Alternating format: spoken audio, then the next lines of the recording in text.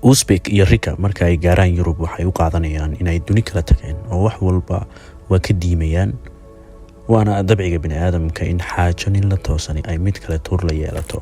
Tusaale ahaan, Uzbek warqad uu u diray nin ay saaxiib ahaayeen oo ku noolaa magaalada Izmir ee cariga Turkiga waxa uu ku leeyahay: waa muuqaal la yaab leh in qof muslim ahi uu markii ugu horreysay arko magaalo masiixi ah. Ka hadli maayo waxyaabaha dareenka soo jiidanaya ay ka midka yihiin inaan ku kala duwannahay dhismayaasha, dhar xirashada iyo caadooyinka asaasiga ah. Waxaan arkayo oo idil waa wax cajiib ah oo igu abuura dareen la yaab leh oo aanan cabiri karin. Mar kale, Uzbek warqad uu u diray nin ay qaraabo ahaayeen oo Talyaaniga ku noolaa waxa uu ku yiri: wax walba way xiiso geliyaan, wax walba way soo jiitaan, waxaana la mid ahay sida ilmo caruur ah oo xubnihiisa curdinka ah ay wax walba ku diimaan.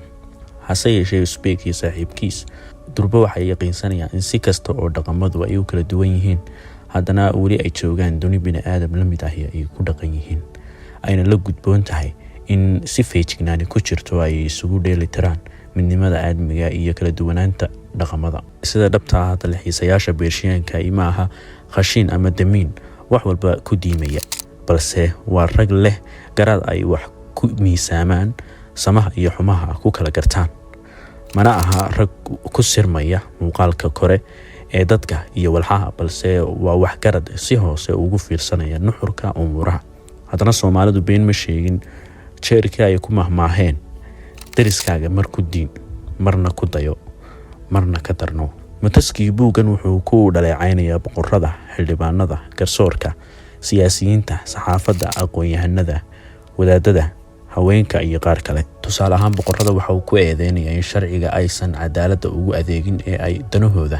Mar uu boqorkii Faransiiska ee Luweyskii 14aad tilmaamayna wuxuu yiri: boqorka Faransiisku waa kan ugu weyn dhammaan boqorrada Yurub, ma uu laha ceelal dahab ah sida kan ay dariska yihiin ee boqorka Isbaanishka, laakiin wuu ka hodansan yahay maxaa yeelay wuxuu ka faa'iidaystaa isla weynida shacabkiisa iyo faan jacaylkooda, kaas oo ah il dhaqaale oo aan u dhammaan sida ceelasha dahabka ay u guraan. Sidaa awgeed, ma uu heli karo xoolo aan ka ahayn inuu iibiyo naanaysaha sharafta. Mucjisada isla weynaanta aadmiga ayaa fursad u siisa inuu bixiyo mushaharka askartiisa, dhufaysyadiisa uu xoojiyo, cutubyadiisana uu u diyaariyo. Dhanka kale, boqorkani waa sixiroolo weyn oo awoodiisa ku sameeya fikirka raaciyadiisa, kana dhiga kuwo u fakara sida uu rabo. Haddii khasnadiisa ay ku jirto 1 milyan oo gini, uuna u baahan yahay 2 milyan oo gini, waxa kaliya uu sameeyaa waa in uu ku qanciyo in 1 gini uu la eg yahay 2 gini oo ay rumaystaan.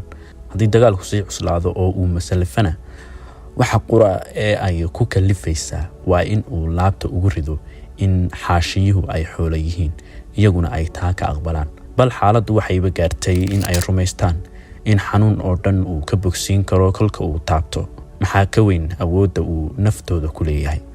Qoraagu wuxuu tilmaamayaa magacaanta iyo manaasibta la iibsado, amaahda ay dowladuhu shacabka ka qaataan iyo lacagaha ay daabacaan. Goortii boqor Luweyskii 14aad uu geeriyooday ee wiilkiisii uu carshiga ka dhaxlay, dadku waxay bilaabeen in ay ka faalloodaan waxa laga fili karo boqorka cusub. Jeerkaasna Mutaskii isagoo dadka xusuusinaya sida ay siyaasiyiintu ay ugu nugul yihiin wadaadada iyo dumarka wuxuu yiri: habdhaqanka boqorrada reer galbeedka lama saadaalin karo, jeer laba imtixaan oo waaweyn ay ka gudbaan. Haweenka iyo wadaadada, mid kasta oo labadan ka mid ahi wuxuu ku dadaalaa sidii uu nafta boqorka ku hanan lahaa. Sidaa awgeed wuxuu geli doonaa dagaallo khatar ah. Qoraagu faallada waa sii watay isagoo adeegsanaya magaca Beershiyaanka martida ah ee Uzbek, wuxuuna yiri: waagii aan imid Faransiiska waxaan ogaaday in boqorkii geeriyooday ay haweenku si buuxda ugu talin jireen, inkastoo uu ahaa waayeel gaboobay oo boqorrada oo dhan dumarka ugu baahi yar. Maxay tahay sababta haweeney ku bixinaysa in ay la saaxiibto wasiir? Ma waxay la tahay in ay ka heshay? Maxay tahay nacasnimadu? Waxay rabtaa in waagii baryaba ay ka saxiixdo 5 ama 6 codsi. Dadka Beershiyaanku waxay ka cawdaan in 2 ama 3 dumar ah ay wadankooda xukumaan. Xaaladda Faransiisku taa waa ka sii daran tahay. Halkan haweenka oo dhan baa xukuma, hal meel kama xukumaan ee awoodda ayay qabsadeen.